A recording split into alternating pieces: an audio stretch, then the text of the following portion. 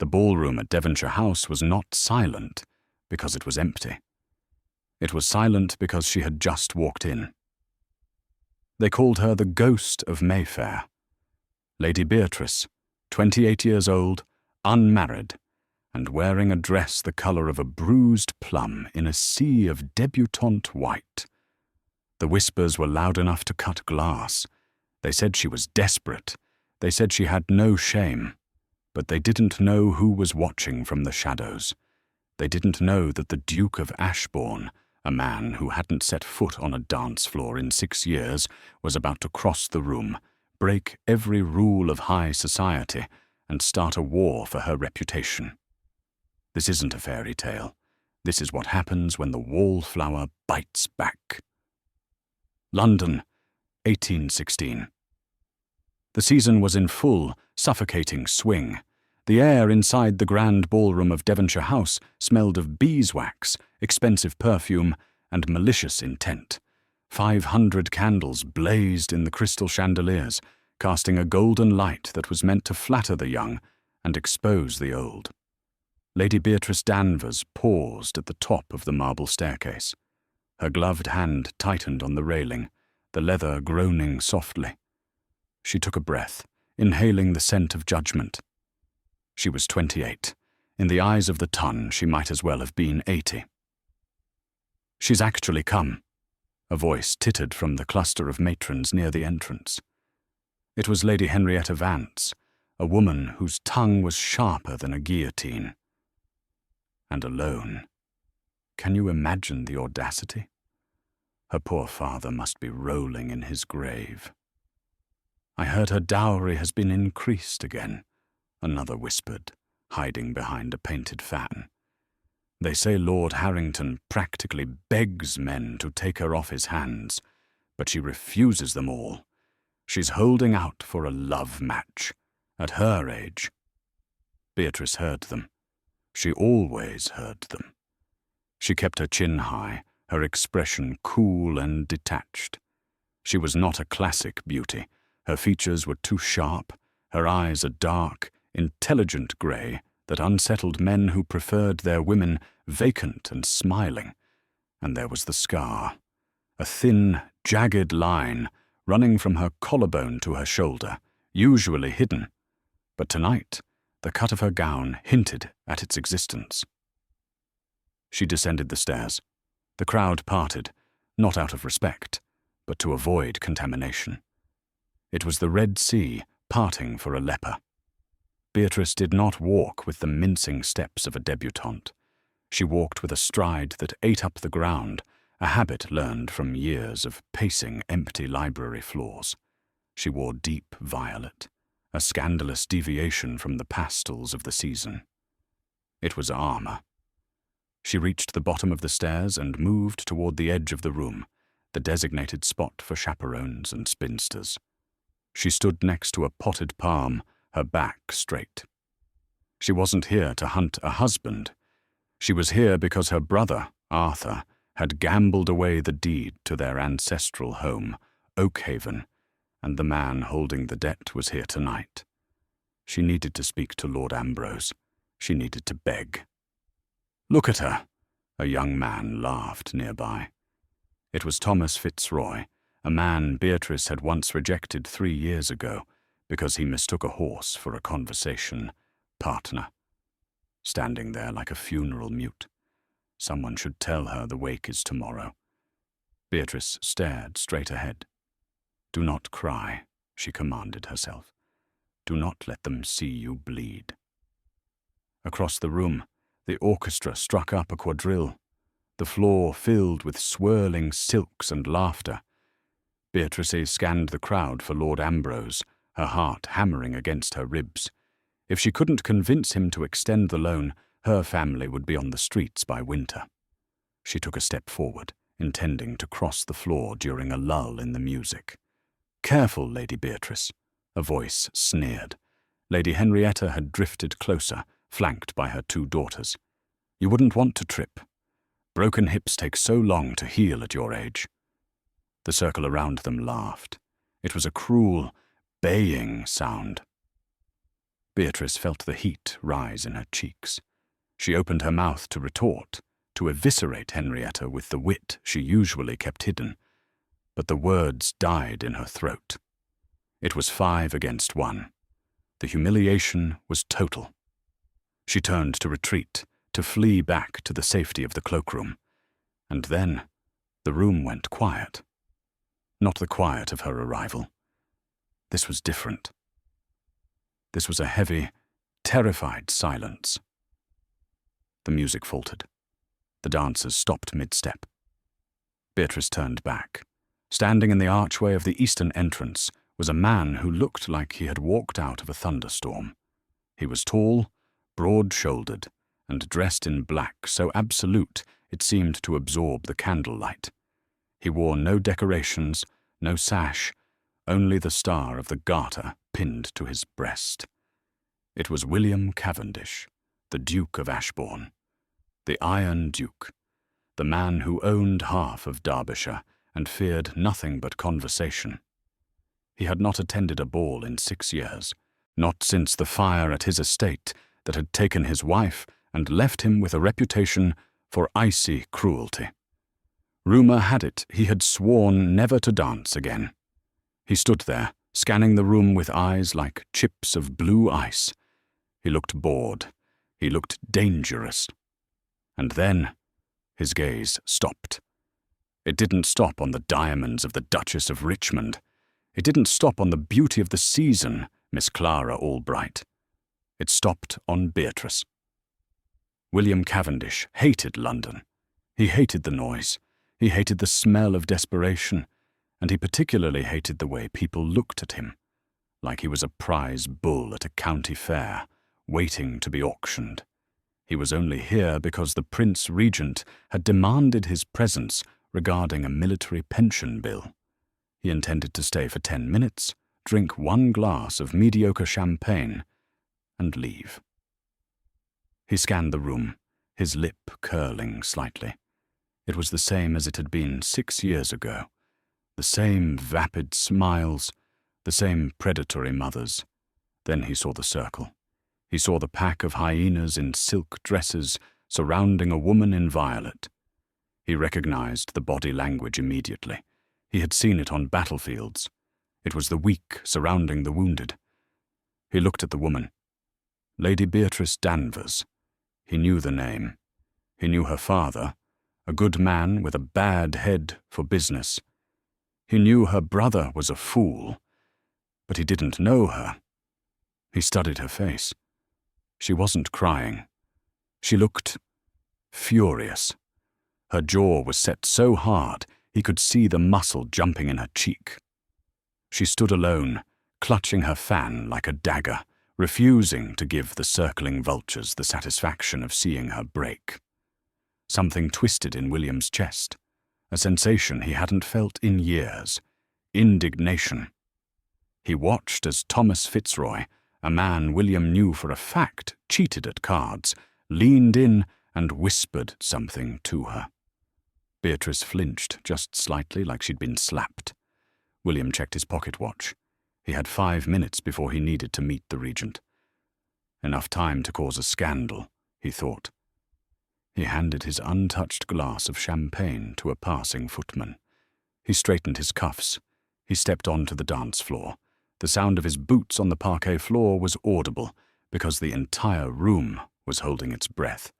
The crowd parted instantly for him. He walked in a straight line, ignoring the bowing fathers and curtsying daughters. He walked with the lethal grace of a predator. Beatrice was looking down at her shoes, preparing to run. She didn't see him coming until he was 3 feet away. The vipers, Lady Henrietta and her crew, suddenly went pale. They scattered like cockroaches when a lantern is lit, dropping deep, terrified curtsies. Beatrice looked up. Her grey eyes went wide. She looked up and up and up. He was enormous, up close. William stopped in front of her. He didn't smile. He didn't bow. He simply looked at her, assessing her as one might assess a soldier before a charge. "Lady Beatrice," he said. His voice was a low rumble, deep and textured like rough velvet. "Your Grace," she stammered, dropping into a curtsy that was technically perfect, but stiff with shock. I was just leaving." "Were you?" William asked. He looked at the empty space around her, then at the retreating backs of her tormentors. "It seemed to me you were holding your ground against a superior enemy force." Beatrice blinked. "I beg your pardon?" "The vultures," he said, loud enough for Lady Henrietta to hear. "They tend to attack the solitary travellers." A ripple of shock went through the nearby crowd. The Duke of Ashbourne had just publicly insulted a leading hostess. Beatrice stared at him. "Why are you speaking to me?" It was a blunt question, unladylike. William's eyes crinkled at the corners, just a fraction. "Because, Lady Beatrice, the orchestra is beginning a waltz, and I find myself in need of a partner who knows how to keep silent." The room gasped. A collective, audible inhalation. The Duke never danced. Everyone knew that. It was law. It was history.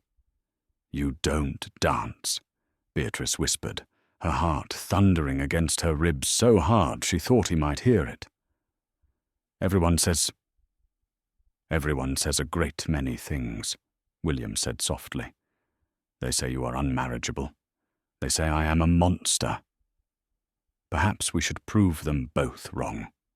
He extended his hand. It was a large hand, gloved in white kidskin, palm up.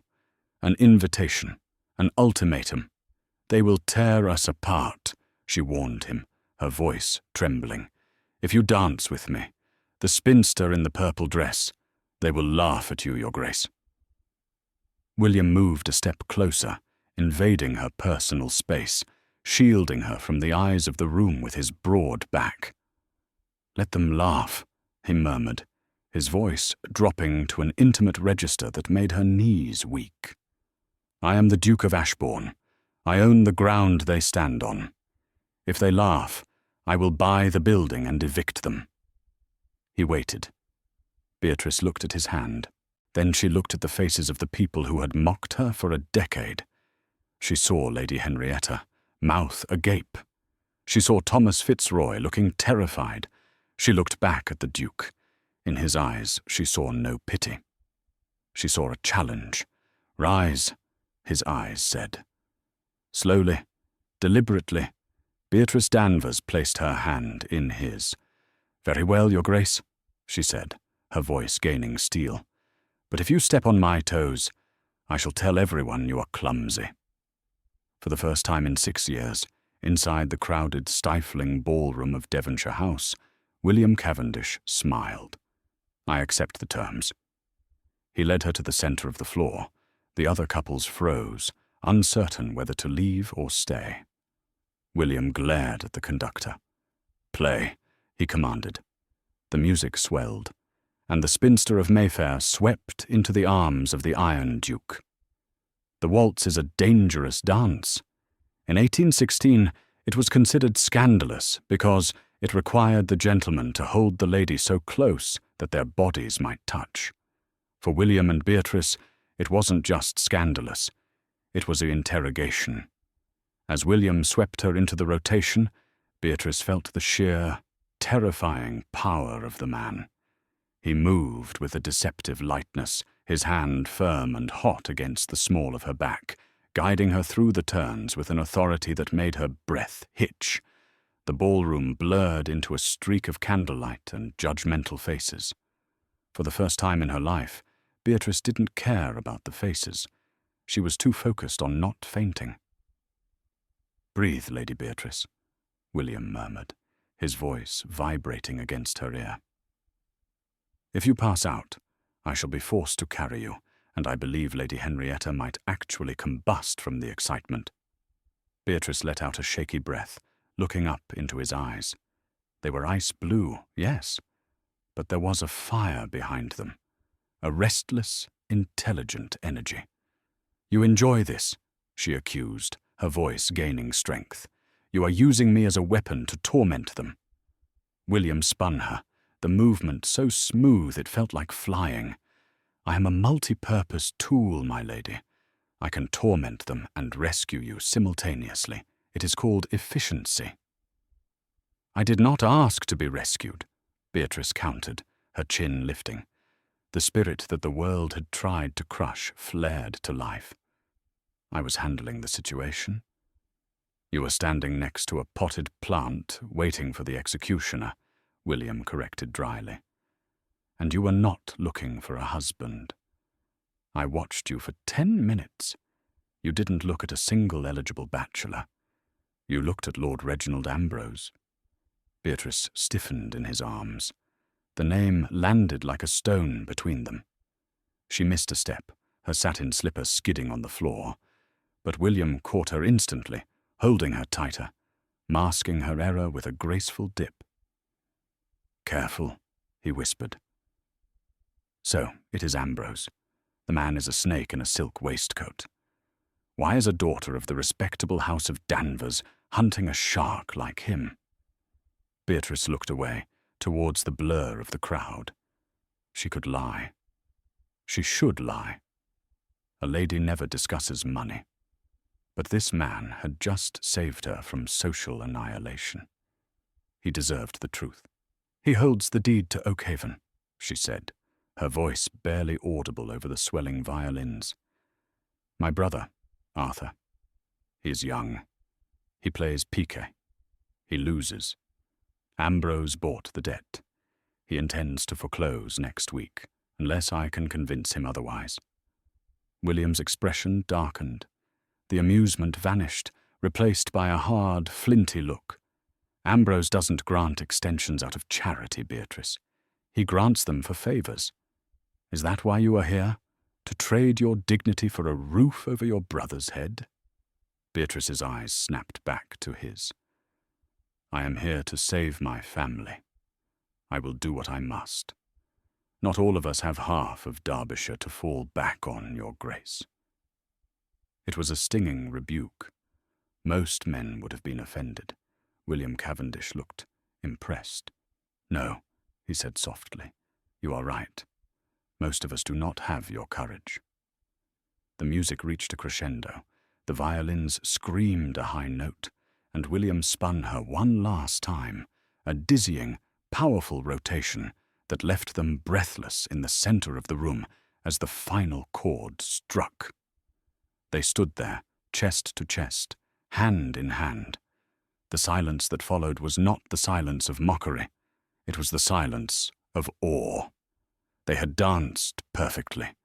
It was a performance of power and grace that no one in that room would ever forget. William did not let go of her hand immediately. He held it for 3 seconds longer than propriety allowed. "Do not speak to Ambrose tonight," he commanded, his voice low. "I must," she insisted. "I have no time." "Beatrice," he said, using her Christian name without permission, stripping away the titles. "There are predators in this room that even you cannot handle. Go to the garden. Get some air. Let me deal with the wolves." He bowed, a sharp, military snap of the waist, and walked away before she could argue. Beatrice stood alone in the center of the floor. But this time, she wasn't the unwanted spinster. She was the woman the Duke had chosen. The crowd parted for her as she walked toward the terrace doors, but their eyes weren't filled with scorn anymore. They were filled with envy. She needed air. She needed to think. She needed to understand why the most dangerous man in London had just stepped into the line of fire for her. She pushed open the French doors and stepped out into the cool London night. She thought she was escaping the drama. She was wrong. She was walking straight into a trap. The terrace of Devonshire House was a labyrinth of stone balustrades, ivy-covered trellises, and shadows. The air was thick with the scent of jasmine and rain. Beatrice walked to the edge of the stone railing, gripping the cold surface. Her heart was still racing from the waltz. She could still feel the imprint of the Duke's hand on her waist. It was a phantom burn. Why? She asked herself. Why did he do it? A touching performance, a voice oozed from the shadows. Beatrice spun around. Stepping out from behind a large stone statue of a cherub was Lord Reginald Ambrose. He was a man who looked like he was melting. His face was soft and pale, his eyes watery and blinking, but his clothes were impeccably tailored to hide a widening girth. He smelled of stale port and expensive tobacco. "Lord Ambrose," Beatrice said, composing herself, "I was hoping to speak with you." "And I with you," Ambrose smiled, revealing teeth that were slightly yellow. "I saw you with Ashbourne. Very dramatic. Does the Duke know your brother owes me £5,000, or did you leave that small detail out of your romantic little chat?" 5,000? Beatrice gasped. "Arthur said it was 3. Interest, my dear. Interest compounds daily when one deals with gentlemen of my flexibility." Ambrose took a step closer. "The deadline is Tuesday. I intend to take the estate. The timber alone is worth a fortune." "You cannot," Beatrice said, her voice trembling with suppressed rage. "Oakhaven has been in our family for 400 years. It is all we have. Please, Lord Ambrose, give me 6 months. The harvest—" "I don't care about turnips, Lady Beatrice," Ambrose sneered, closing the distance. He was now uncomfortably close. She could see the broken capillaries in his nose. "I am a businessman. However," he looked her up and down. It was a violation. He looked at her not as a woman, but as livestock he was considering purchasing at a discount. "I am in need of a wife," Ambrose said casually, checking his fingernails. "My last one proved fragile. You, on the other hand, seem durable. You are past your prime. True. And that scar—" He reached out, his damp finger tracing the air near her shoulder. "But you have a certain breeding. If you agree to marry me, I will forgive the debt." Beatrice felt bile rise in her throat. Marry Ambrose? A man rumoured to have locked his first wife in an attic? "I would rather starve," she hissed, backing away until her spine hit the stone railing. "Then starve you shall," Ambrose snapped. His pleasant mask dropped. He lunged forward, grabbing her wrist. His grip was surprisingly strong, wet and clammy. "You proud little nothing! You think because the Duke danced with you, you are safe? Ashbourne is a broken man. He plays with toys and then breaks them. He won't save you." "Let go of me!" Beatrice cried out, struggling to twist her arm free. "Not until you understand your position," Ambrose growled, twisting her arm behind her back. "You will sign the deed over to me tonight, or I will ruin your brother so thoroughly he will rot in Newgate prison before the week is out." Beatrice kicked him. Her slipper connected hard with his shin. Ambrose howled and raised his hand to strike her. Beatrice flinched, closing her eyes, waiting for the blow. It never came. There was a sickening thud, the sound of meat hitting stone. Beatrice opened her eyes. Lord Ambrose was on the ground, groaning, clutching his jaw. Standing over him, shaking out his right hand, was the Duke of Ashbourne. William looked terrifying. The bored aristocrat was gone. In his place was pure violence. He stood with his legs braced, his chest heaving slightly. He hadn't just slapped Ambrose. He had delivered a bare-knuckle cross that would have knocked out a prize fighter. "I believe the lady asks you to let go," William said. His voice was terrifyingly calm. Ambrose scrambled backward on the flagstones, blood trickling from his lip. "Ashbourne, are you mad? I'll have you arrested for assault. I'll call the constables." William took a step forward, and Ambrose flinched so hard he nearly fell off the terrace. "Call them," William dared him, "and I will tell them how you cheat at cards." "Oh, don't look so surprised, Reginald. I know about the marked decks. I know about the mirrors. I know you fleeced young Arthur Danvers in a game that was rigged from the first deal." Beatrice stared at the Duke. "Rigged?" William didn't look at her. His eyes were pinned to Ambrose. "Get up. Get out of my sight. If you approach this family again, if you even look in the direction of Oakhaven, I will not just beat you. I will use my influence to strip you of your clubs, your bank accounts, and your standing. I will make you a pariah." Ambrose scrambled to his feet, clutching his swelling jaw. He looked from William to Beatrice, his eyes full of hate. "You'll regret this, Ashbourne," Ambrose spat, backing away. "You think you're a hero? Ask her about the scar. Ask her why she's 28 and untouched.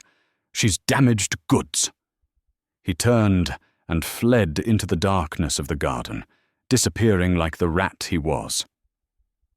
Silence returned to the terrace. Beatrice was shaking. The adrenaline was fading, leaving her cold and trembling. She wrapped her arms around herself. William turned to her.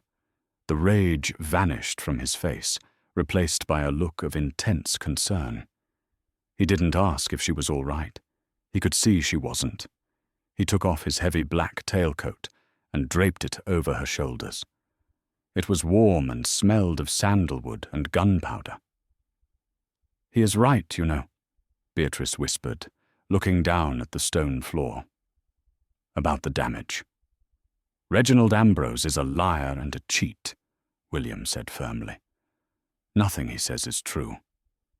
The debt is handled," William cut in.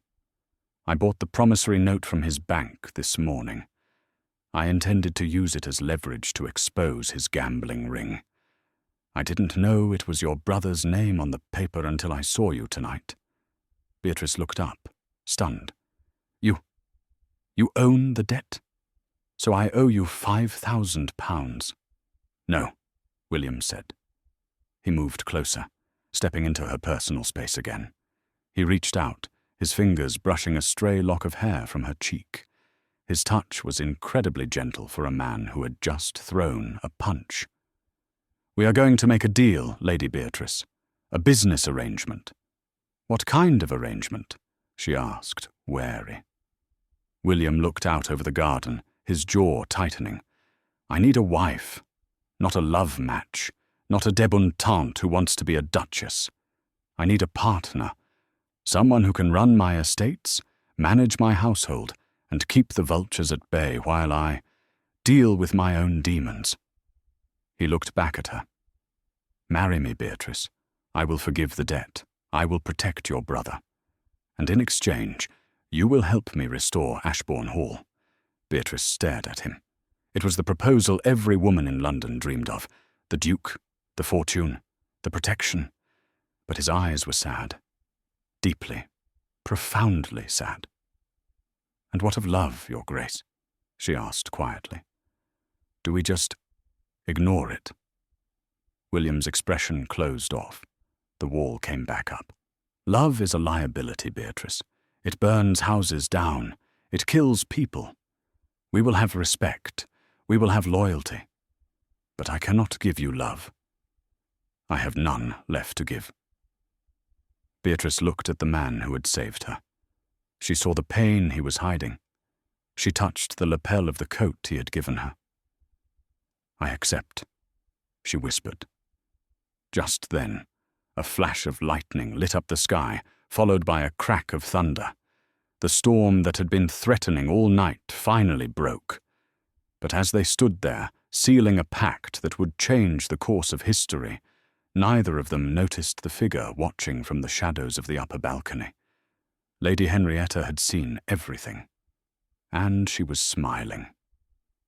The journey north to Derbyshire was a 3-day exercise in silence. The Duke's carriage was opulent, upholstered in sapphire velvet and smelling of leather and his own sandalwood soap. But it felt like a gilded cage. William sat opposite Beatrice, reading parliamentary papers, occasionally offering her a travel rug or asking if she required refreshment. He was polite, distant and utterly impenetrable. He was no longer the violent protector in the garden. He was the landlord, inspecting his new acquisition. Beatrice spent the journey staring out the rain-streaked window, watching the manicured lawns of the south give way to the craggy peaks and wild moors of the Peak District. The landscape mirrored her own soul, becoming wilder, colder, and more uncertain the further they travelled from everything she knew. She had sent a letter to her brother, Arthur, explaining that her debt was paid and she had secured their future through marriage. She did not tell him the terms of that marriage. She did not tell him that she had sold herself to a man who looked at her with the same dispassionate calculation with which he studied a ledger. They arrived at Ashbourne Hall at dusk on the third day. The hall was not a house. It was a fortress of grey stone built against a sheer cliff face, looming over the valley like a sleeping dragon. It was vast, ancient, and aggressively unwelcoming. As the carriage crunched up the gravel drive, Beatrice saw that half the windows were shuttered. No smoke rose from the dozens of chimneys. It looked dead. William exited the carriage first. He did not offer his hand to help her down. A footman did that. William simply stood, gazing up at the massive oak front doors, his jaw set so tightly that a muscle jumped in his cheek. "Welcome home, Your Grace," he said, the word sounding like a curse. The massive doors swung open, revealing a cavernous entry hall, dominated by a dual staircase made of black marble. A line of servants stood rigid, awaiting inspection. Leading them was Mrs. Croft, the housekeeper. She was a woman made of angles and starch, with eyes that had seen everything and approved of very little. "Your Grace," Mrs. Croft curtsied, her gaze flickering instantly to Beatrice. It was an assessing look, checking for weakness. "We did not expect you. With company." "This is Her Grace, the Duchess of Ashbourne," William announced flatly. The title sounded foreign on his tongue. "Prepare the blue suite for her, and inform Chef that we will dine in an hour. In the small parlour. The main dining room is too draughty." A ripple of unease went through the staff. The blue suite. Not the master's chambers. Not the mistress's traditional wing. The message was clear to everyone present. This was not a real marriage. Mrs. Croft's thin lips tightened almost imperceptibly. "As you wish, Your Grace. And the east wing? Shall we air it out?" The temperature in the hall dropped 10 degrees. "The east wing remains closed, Mrs. Croft," William said, his voice like a crack of a whip.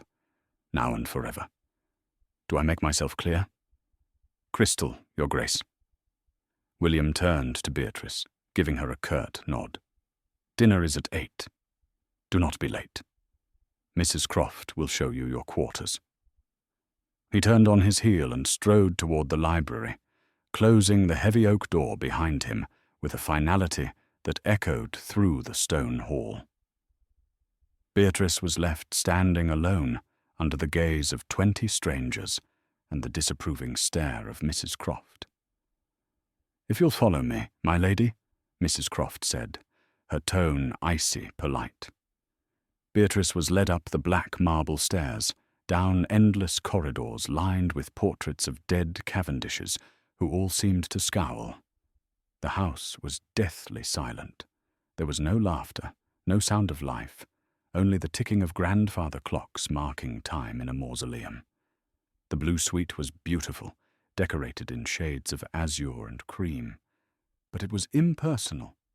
It felt like a very expensive hotel room. It was also situated in the West Tower, as far from the Duke's chambers in the North Tower as it was possible to be while still being in the same building. Beatrice dressed for dinner without a maid, struggling with the laces of her gown.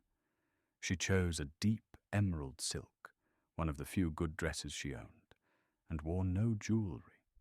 She would not pretend to be a pampered duchess when she was merely a glorified estate manager. Dinner was an ordeal. The small parlour was still enormous, and they sat at opposite ends of a polished mahogany table that could seat 20. The only sounds were the scraping of silver against china and the howling of the wind outside the moors. "I have reviewed the accounts for Oakhaven," William said suddenly, cutting into a piece of venison. He didn't look up. "Your brother has been mismanaging the tenant farms. The yields are down 40%. Beatrice set down her fork. "Arthur is young. He tries, but he has no head for agriculture." "Then he should hire someone who does," William said coldly. "I will send my land agent over next week to restructure the rents. Your brother will be put on an allowance. If he gambles again, I cut him off. Those are the terms." Beatrice felt a flash of anger. "He is my brother, William, not your employee. You could show some compassion." William finally looked up. The candlelight caught the hollows of his cheeks, making him look skull-like.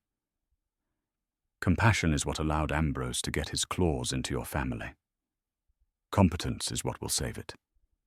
We have a business arrangement, Beatrice. Let us not confuse it with sentimentality." He returned to his meal, effectively dismissing her. Over the next 2 weeks, Beatrice fell into a routine. She woke early, dressed simply, and met William in the estate office at 9 sharp. They spent hours poring over ledgers, discussing crop rotations, repairs to tenant cottages, and investments in the Manchester cotton mills. William was brilliant. He had a mind like a steel trap, remembering every figure, every acre. He treated Beatrice not as a wife, but as a highly capable secretary. He never touched her. He rarely looked her in the eye. Their conversations were purely transactional, but Beatrice was drowning. The silence of the hall pressed down on her. She began to explore when William was out riding the estate borders. She found ballrooms with furniture covered in dusty sheets. She found nurseries with rocking horses that hadn't moved in years. And she found the door to the east wing. It was a heavy iron door at the end of a long gallery on the 2nd floor. It was padlocked. Standing before it, Beatrice swore she could smell something faintly acrid, like old ashes dampened by rain. She asked Mrs. Croft about it once, over tea in the housekeeper's room. "What happened in the East Wing, Mrs. Croft?" The village girls whisper about a fire. Mrs. Croft set her teacup down with a sharp clatter. "The village girls gossip, Your Grace. It is a bad habit. I would advise against adopting it. I am the Duchess of this house. Surely I have a right to know its history." Mrs. Croft looked at her, and for a moment the starch softened. Beatrice saw genuine sadness in the older woman's eyes. "It was 6 years ago, a terrible accident. Her Grace, the first Duchess, Isabella. She was very beautiful, very spirited. There was a fire in her bedchamber late one night. By the time the alarm was raised, the wing was engulfed. The Duke, he tried to get to her." Mrs. Croft looked away toward the window. "He pulled her out, but it was too late. The smoke took her. He has not been the same man since that night. The fire took his wife, but it also took his soul." Beatrice thought of the cold, efficient man in the library. She thought of the way he flinched when a log shifted too suddenly in the fireplace. That night, a storm rolled in off the moors, lashing rain against the stone walls of the hall. Beatrice couldn't sleep.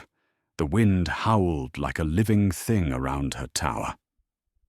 Around 2 a.m., she heard another sound above the storm.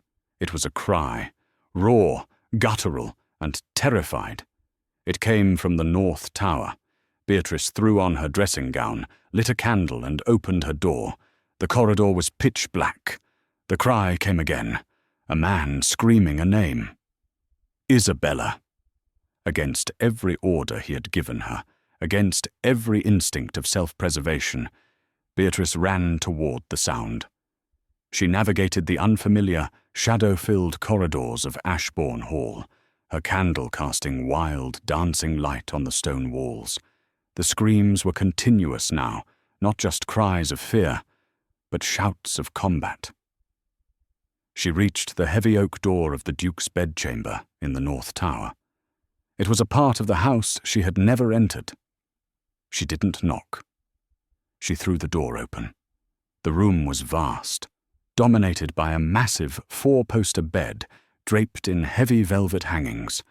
The fire in the hearth had burned down to embers, casting a deep red glow over the chaotic scene.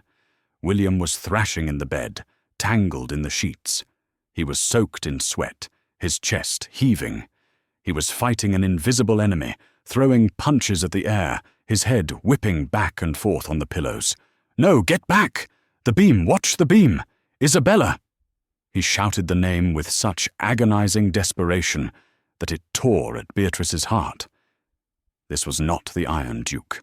This was a man being tortured. Beatrice set her candle on a table and rushed to the side of the bed. "William! William, wake up! It's a dream!"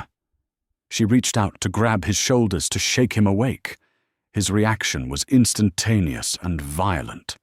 As soon as her hands touched his skin, his eyes snapped open. They were wild, unseeing, the pupils dilated with terror. He didn't see Beatrice. He saw a phantom from the fire. With a roar, he lunged upward, grabbing her wrists in a grip of steel. He twisted, throwing her backward onto the mattress and pinning her down with his own heavy body. Beatrice gasped as the breath was knocked out of her. She stared up into the face of a madman. His teeth were bared, his breath hot and ragged on her face. "William, it's me!"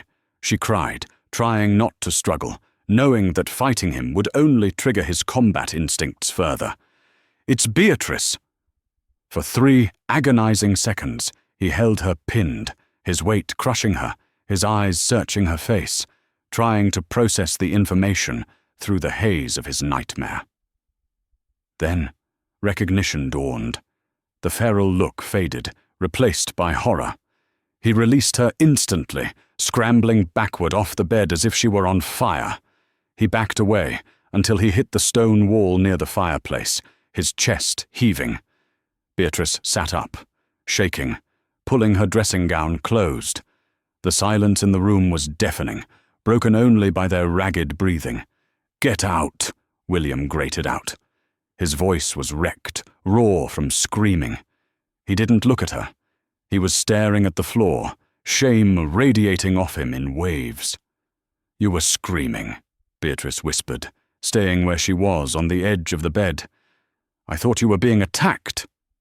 "I gave you a direct order never to enter this wing," he snarled, turning his head so she couldn't see his face. It was then, in the dim red glow of the dying fire, that Beatrice saw it. He was wearing only loose sleeping breeches. His torso was bare. His back was a roadmap of agony. Thick, ropey scars twisted across his right shoulder blade, down his ribs, and wrapped around his right arm. The skin was puckered and shiny, a stark contrast to the smooth muscle of the rest of his back. They were burn scars, terrible, deep burn scars that must have taken months of agonizing pain to heal. Beatrice gasped. The sound was involuntary. William flinched at the sound. He realized what she was looking at. He grabbed a dressing gown from a nearby chair and shrugged into it quickly, cinching the belt tight, hiding the evidence of his past. "I told you to get out," he repeated. But there was less anger now, just exhaustion. Beatrice stood up, but she didn't move toward the door. She moved toward him. "Mrs. Croft said you pulled her out," Beatrice said softly. "She said you tried to save her." William let out a bitter, hacking laugh. He turned to face her, leaning back against the cold stone wall for support. "Mrs. Croft is loyal. She edits the truth to protect the family name." He looked at Beatrice, his eyes hollowed out by guilt. "You want to know the truth, Beatrice? You want to know the terms of the deal you made?" He pushed off the wall and walked toward her. The intimidation was gone. This was just raw confession. It wasn't an accident. Not really. Beatrice held her breath. Isabella and I, we were fighting. We fought often. She hated the country. She hated the quiet.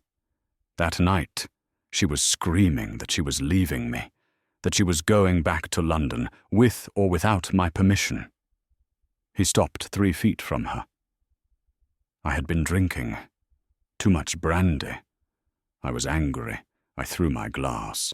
It missed her, but it hit a candelabra on her dressing table. It tipped over. The curtains. They went up so fast, it was like oil. He looked down at his hands, the hands that had signed the contract for her life. I froze. For just a second I froze in stupid, drunken disbelief. By the time I moved, the canopy was ablaze. I tried to get to the bed. A ceiling beam came down. He touched his scarred shoulder involuntarily. I couldn't reach her. I listened to her scream my name, Beatrice, and I couldn't reach her because I was the drunken fool who lit the match. The confession hung in the air between them. Beatrice looked at the man she had married. The world thought he was a cold-hearted monster. The truth was worse. He was a man being eaten alive by his own guilt, carrying the physical and mental scars of the night he killed the woman he was supposed to protect. "The deal is fair, Beatrice," William said hoarsely. "You get my money, my name, my protection, and in return you get a husband who is already dead inside, a man who cannot touch you, because every time he looks at a woman in his bed, he sees fire." He turned away from her again. "Now go back to your room, and do not ever come back here." Beatrice's heart was pounding in a different rhythm now. It wasn't fear. It was an overwhelming surge of painful empathy. She walked up behind him. He tensed, sensing her presence. She reached out and placed her hand gently on the center of his back, right over the silk dressing gown where the worst scars lay beneath. He shuddered violently at her touch, his whole body rigid. "Do not pity me," he warned, his voice a low rumble. "It is not pity, William," she whispered. "It is understanding." She pressed her palm firmer against his back, a silent offering of strength. For a moment, he leaned back into her touch, just an inch, like a starving man leaning toward bread. The tension in the room shifted from horror to something else, something thick, heavy, and intensely intimate. He turned around slowly. He looked down at her. His eyes were dark pools in the firelight. He looked at her mouth. Beatrice didn't move. She couldn't. The air between them crackled, hotter than the fire had been. He raised a hand, his thumb brushing her jawline, sending shivers down her spine. He leaned down, his intent unmistakable. Then, just as his lips were about to brush hers, he froze. The image of fire flashed behind his eyes again. He wrenched himself away from her as if she were poisoned. "Go!" he roared, the word tearing out of his throat. Beatrice turned and fled the room, running back through the dark corridors to the safety of her cold, blue tower, leaving the Duke alone with his ghosts. 6 months had passed since the night of the nightmare. Ashbourne Hall, once a mausoleum of silence, was now alive with the sounds of preparation. Beatrice had done what she promised. She had managed the estate, balanced the books, and, defying the Duke's tacit orders, she had invited the county to a Christmas ball. The great hall was decked in holly and ivy. 1,000 candles flickered, not as threats of fire, but as beacons of warmth. William stood at the top of the black marble staircase. He was dressed in formal evening wear, stiff and imposing. He had spent the last 6 months burying himself in work, avoiding Beatrice, avoiding the pull of her presence. He was terrified that if he got too close, he would destroy her too. He watched her from the shadows. She was greeting the local squire, laughing softly. She wore deep crimson velvet, a colour of life and blood. She looked magnificent. She looked happy. Beatrice felt his gaze. She turned, her grey eyes locking onto his across the crowded room. She excused herself and walked to the foot of the stairs. She didn't wait for him to descend. She climbed up to him. "You are hiding again, William," she said softly, stopping one step below him so their eyes were level. "I am observing," he corrected, though his voice lacked its usual bite. "You have done a remarkable job, Beatrice. The hall, it feels different. It feels lived in," she said. She reached out, her gloved hand hovering over his sleeve. "Come down, join us." William stiffened. "I do not belong down there, Beatrice. I am the ghost at the feast. They still whisper." "Let them whisper," Beatrice said fiercely. "Let them say the Duke is scarred. Let them say the Duchess was a spinster. I don't care. But I will not dance alone tonight, William. I will not be a widow to a living husband." She stripped off her glove, revealing her bare hand. She extended it to him, palm up. It was the same gesture he had made in the London ballroom, but the roles were reversed. She was saving him now. "You told me once that love burns houses down," she whispered. "You were wrong. Fire destroys, William. But warmth makes a house a home. Come home to me." William looked at her hand. He looked at the scar on her shoulder, barely visible under the velvet, a mark of her own survival. He looked into her eyes and saw no fear, only a steadfast, terrifying patience. The guilt that had choked him for 6 years didn't vanish, but for the first time, it felt lighter than the woman standing in front of him. Slowly, William reached out. His hand trembled, not from fear of the fire, but from the awe of being wanted. He interlaced his fingers with hers. "I am a poor partner, Beatrice," he choked out. "Then I shall lead." She smiled, tears pricking her eyes. He descended the stairs with her. The room went silent, just as it had in London. But this time, William didn't glare at the crowd. He looked only at his wife. He swept her onto the floor. The music began, a slow, aching waltz.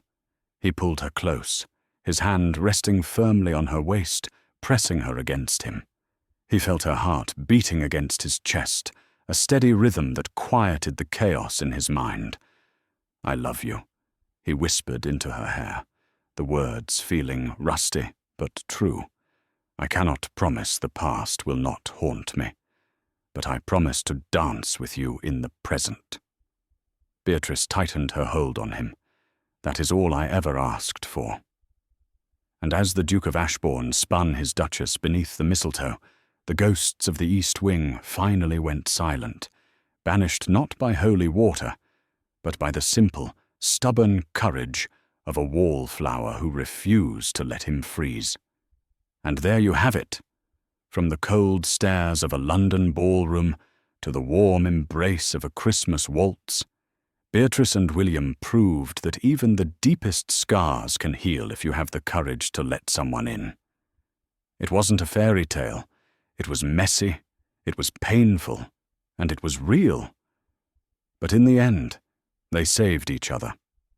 I hope you enjoyed this 7-part saga of the Duke Who Never Danced. Stories like this remind us that sometimes the hardest battles aren't fought with swords, but with the choice to forgive ourselves. If you loved this series, please smash that like button. It tells YouTube to share this story with more people. Don't forget to subscribe and hit the bell icon so you don't miss our next historical drama. I have a new story coming next week about a pirate captain and a runaway princess that you won't believe. Thanks for watching, and I'll see you in the next video.